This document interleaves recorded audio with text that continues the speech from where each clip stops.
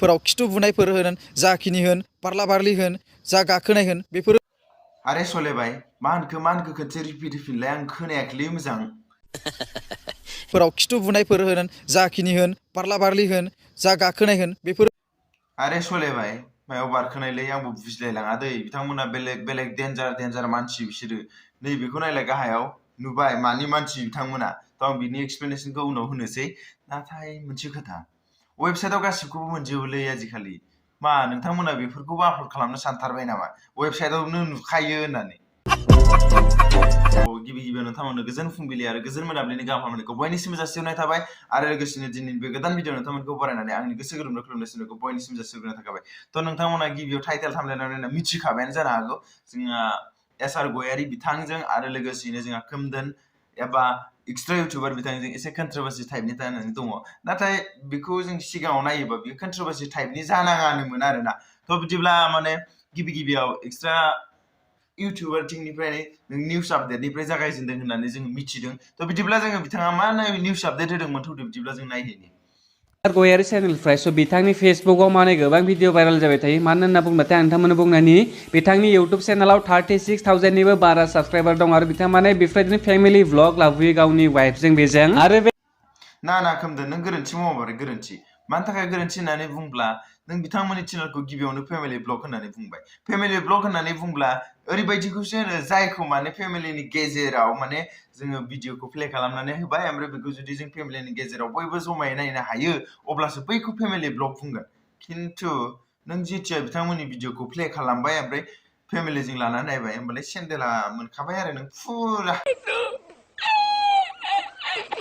SR गयारी family vlog चेनेलनिफ्रायनो माने भिडिअफोरखौ क्लिपफोरखौ दानस'नो फेसबुकफोराव आपल'ड खालामनानै होयो ओमफ्राय गोबां मानसिफोरानो बायदिसिना कमेन्टखौथ' खालामखागोन ना माने गाज्रि कमेन्ट खालामहरो मानो होनना बुंब्लाथाय माने बिथांमोननि फेमिलि व्लग लाबोनाय स्टाइला एसे आलादा मानो होनना बुंब्लाथाय फेमिलि लानानै माने जायफोरबा नों आंहा भिडिअ नायगासिनो दंना फेमिलि लानाबा सोरबा न'खरनि मानसिफोरजों बिथांमोननि भिडिअखौ नायजाथावा गोबां मानसिफोरानो माने कमेन्ट खालामनानै खालि बिथांमोनखौ रायोल' मानो होनना बुंब्लाथाय माने न'आव मानसि दंना गैया बेफोरबायदि भिडिअ बानायनो आरो माने खर'फ्राव मेलेम दंना गैया जाम्बा जाम्बि बेफोरबायदि गोबां खोथा बुङो बेखौ मोनसे इउटुबारनि बुंनाय खिनिया बेयावनो जोब्बाय मानि थाखाय होननानै बुंब्ला बिथाङा सासे निउस आपडेटल' होयो एबा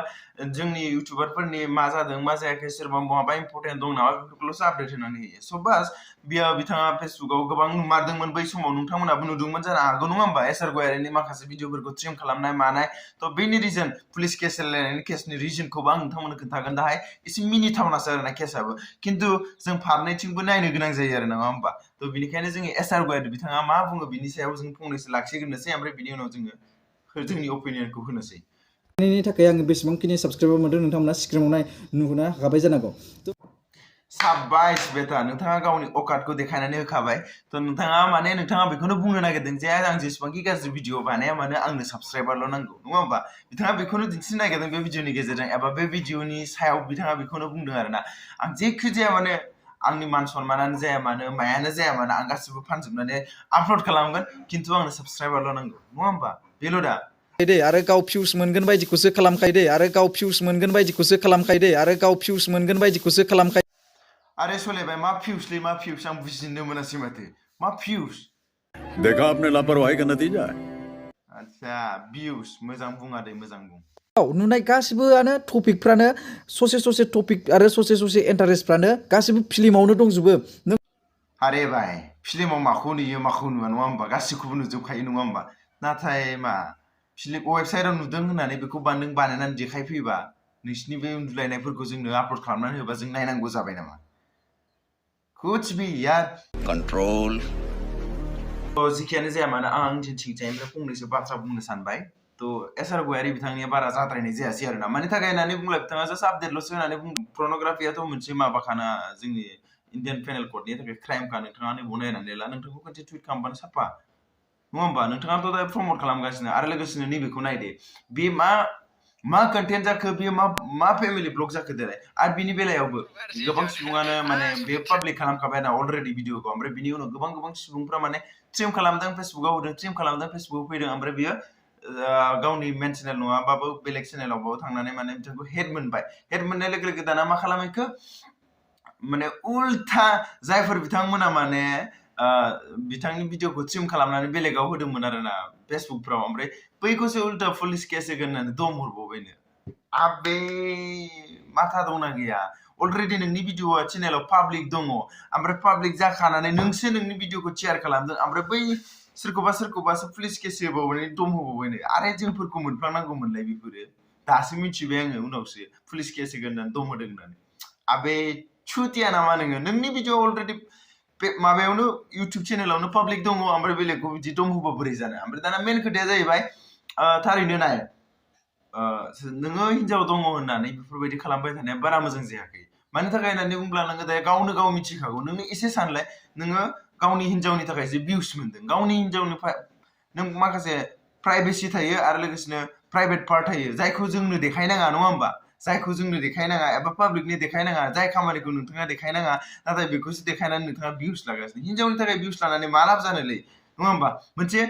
भिउस लानानै जेबो लाब गैया नङा होमबा नोंनो मोनसे रेसपेक्ट थानांगोन नोंनि बिमा बिफा बिदा फंबाय बिनानाव बेखौबो नों रेसपेक्ट होनो नांगोन नङा होमबा नाथाय मोनसे खोथा नोंनि जा बिहाव बिखुनजो एबा नोंनि जाय हिनजावनि बिमा बिफा बिथाङा माने नोंथांखौ अरायबो माने मोजाङै जौगालांथों आरो मोजाङै अनज्लायना थाथों जाहाथे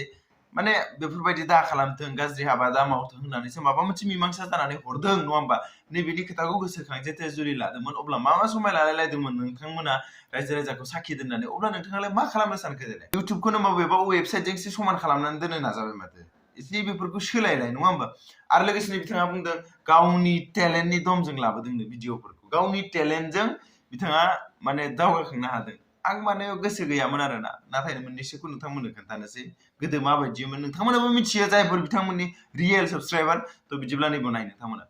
अरे 15 डेसआवनो बिथाङा केन्सार फाहामगोन बरिया बाबा अरे नोंलाय मा एमबिबिएस डक्टर साननानै लाखो ना मा लाखो कुछ भी यार थ' नाय मोनसे खोथा आरोना नोंथाङा जेथिया जुलि जाबाय नङा होमबा नोंथाङा बोराय दिसाव गोलैबाय आरोना अब्ला नोंथाङा सोदोमस्रिनि माखासे खोथाखौ नोंथाङा साननो गोनांगौ नङा होमबा बिथाङा बुंदों फिल्मनिफ्राय नुबाय कपि पेस्ट खालामबाय आरो कपि पेस्ट खालामनायजों जेबो जाया नों वेबसाइटआव नुबाय होननानै कपि पेस्ट खालामनानै नों गावनि हिनजावनि मा प्राइभेट पार्टखौ नों बेलेगफोरनो देखायगोन नामा फाग्ला जादों नामा नोङो जिथु नों बोरायबाय सोद्रोमस्रि जानानै नोंसो बुजिसिनांगौ बे बाथ्राखौ जोंनिफ्राय नाथाय नोंथाङा बुजिसिनाखै देखायसिनदोंसो बोरै जागोन बिदिजोंलाय कुछ तो शर्म करो यार मानि थाखाय होननानै बुंब्ला दिनै जोंनि बर'फोरनि गेजेराव मा माइनाव होननानै जोङो आइजो माहारिखौ साननानै लानाय जायो नाथाय नों आइजो माहारिनि इज्जतखौनो दोनाखै माथो बेयाव माबा खालामलायबाय बेयाव माबालायबाय बेयाव माबालायबाय आरे कुछ भी यार नों खालामनो गोसो नोंनि प्राइभेट टाइम प्राइभेसि लानानै खालामब्रा मा बेफोरखौबो आपल'ड खालामनांगौ बेनो जाबाय नामा ब्लगिंआ कुछ भी स' बास यार बेफोरखौ एसे खमायनो नाजा नङाब्ला नोङो खनसे टुइट खालामबानो मालाबा ग्रोबबो हाबनानैबो थाहैनो गोनां जागोन मिथिबाय आरो नोंनि मान सन्मानखौबोथ' लाखिनो नाजा माने आच्छा बिथांमोना नैबेनि मानसिखाय लाजिया नै ओमफ्राय नैबेखौ आङो जोंनि प्रपार रिजननि थाखाय आङो नागिरदोंमोन आरोना आं रिसार्च खालामदों आरो नैबेखौ नाय बेयाव नागिरो बर' बे नोंथांमोना नुखाबाय ओमफ्राय लोगोसेयैनो बे फेसबुक पेज बे एकाउन्टआ नंगौना नङा जेथिया आङो नागिरो अब्ला नैबेखौ नुनो मोनो आरोना बे एकाउन्टनि पासवर्डआ चेन्ज जाबाय आं मबाइल सोलायदोंमोन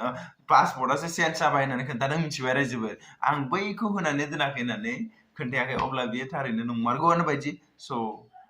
बास नाय जोंना बिथांखौ दिनै मा होनना मिथिगौ पाब्लिकआव सोंना नाय खनसे सोरबा फाथोबारि